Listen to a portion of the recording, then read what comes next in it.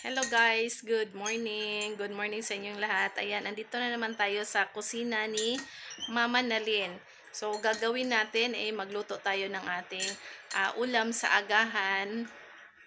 Aga kami ni Papa Natoy tsaka ni Sofia pumunta ng palengke kanina. Nakabili kami ng isda.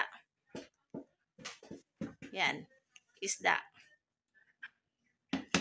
Tapos, gagawin natin, guys, ay prituhin natin muna bago natin gawin escabeche. Ingredients natin sa ating escabeche, ayan. Simpleng-simple lang to. Ayan si Sofia. Hello lang. Good morning, Sofia. So, yung isa, hinati ko yung ating nabiling isda. Gagawin ko itong paksiw. Tapos yung isa, escabeche. Para merong sabaw sa kanin ni Sofia mamaya. Right lang.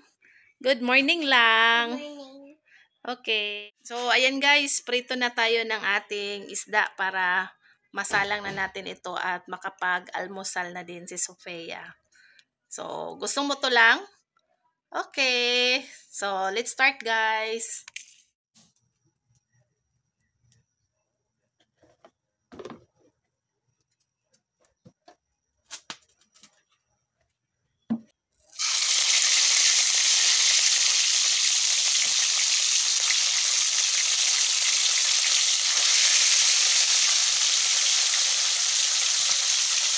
Ayan, so ito muna tayo.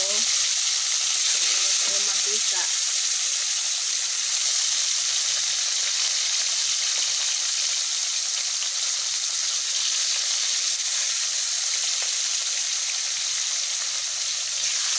Okay.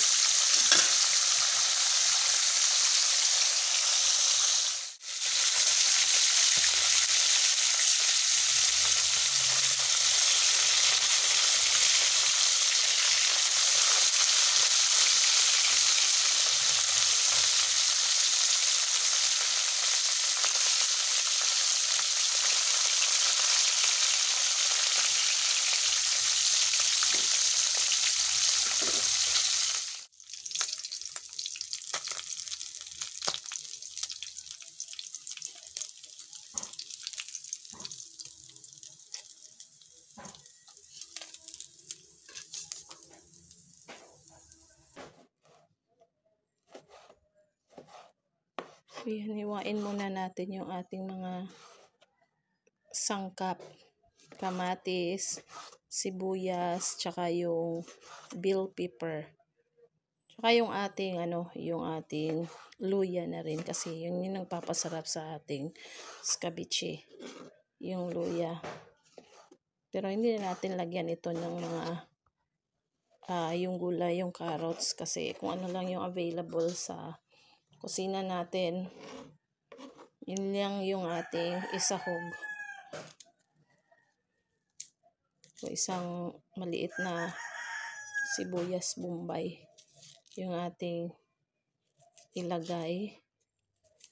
Tapos yung ating bell pepper, kalahati lang yung ating ilagay guys kasi meron pa tayong paggagamitan yan mamaya. So, dalawang putahe yung ating gagawin.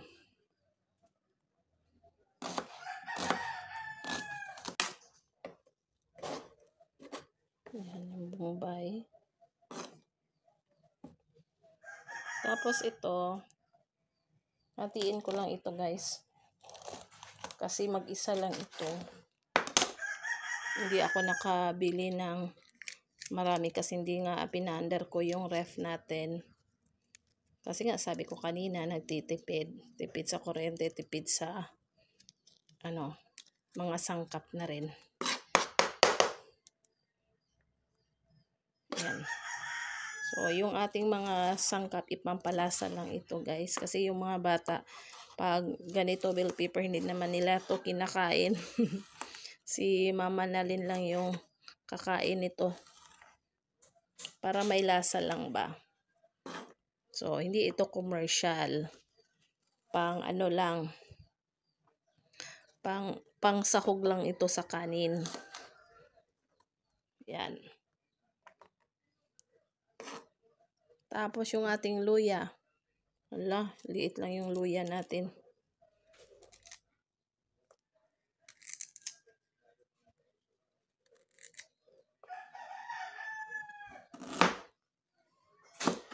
Yan, ang luya natin.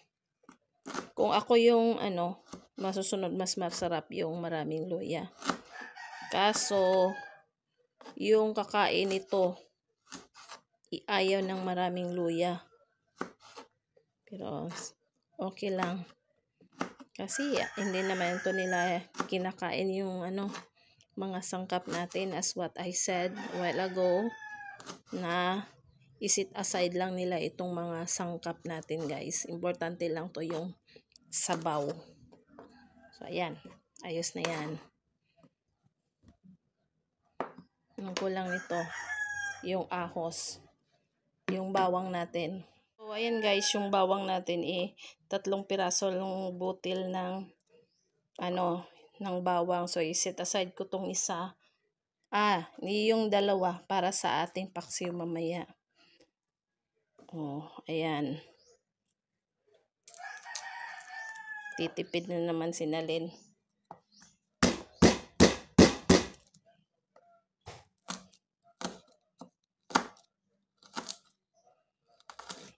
Okay. Ito, soy sauce, tsaka konting suka. Lagyan natin ng konting asukal mamaya yan para tumamis. So, start na tayo. Natin yun yung pinaprituhan natin kanina. So, hindi natin to sasayangin. Yung mantika nagiging malasa na ito. So, ito yung gagamitin natin. Initin lang natin to ng konti. Ayan. Okay. Mga sangkap.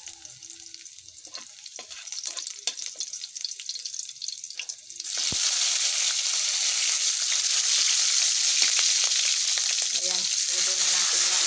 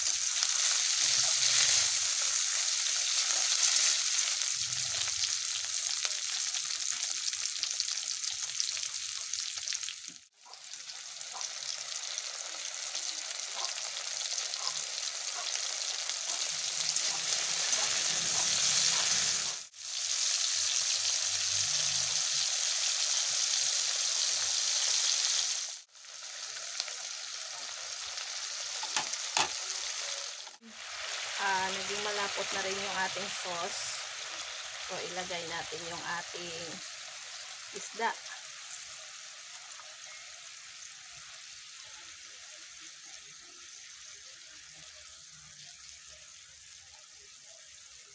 Ayan na guys, luto na.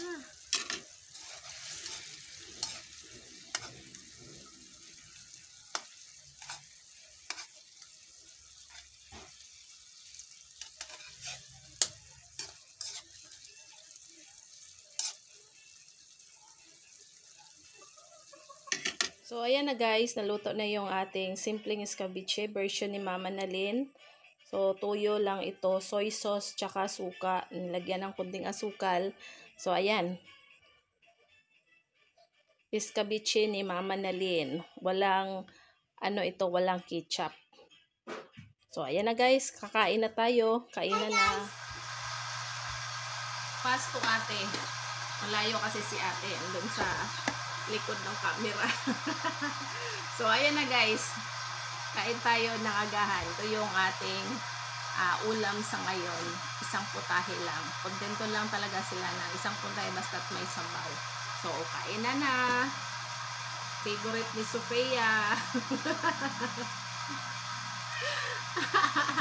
Favorite ni Sofia. No! Uy! Sarap lang yan lang.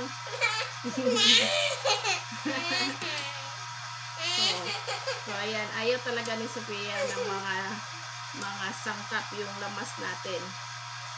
So, sabaw lang talaga yung favorite Dito si ni Mark Yang. Ayan, doon si Mark sa likod namin. Sige na. Kain tayo guys. Sarap lang ulam natin ngayon. Kain tayo. Sarap.